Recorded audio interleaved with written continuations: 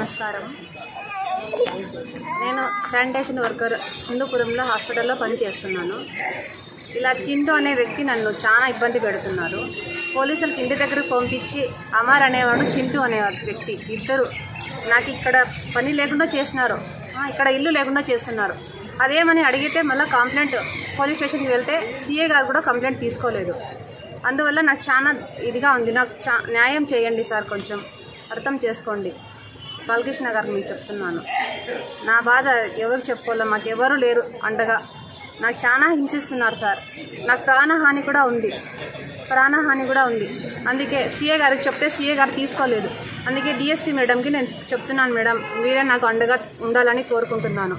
నాకు ఎవరు లేరు మేడం. నా కొడుకు, మా అమ్మ కూడా వికలాంగురాలు. దాన్ని చాలా హింసిస్తున్నారు హాస్పిటల్లో. పని ఇవ్వకపోతే వాళ్ళ దగ్గర పడుకోవాలంటున్నారు మేడం. ఇది ఎక్కడ న్యాయమో అడిగితే ఎవరు పట్టించుకోవట్లేదు. మా హలీలాల్ మసీద్లోకి వచ్చి నేను మాట్లాడితే వైఎస్ఆర్ తరఫున వస్తున్నారని చెప్తున్నారు. వాళ్ళ తరఫున వీళ్ళ తరఫున నేను రాలేదు మేడం. న్యాయం జరగాలని వచ్చినాను నేను.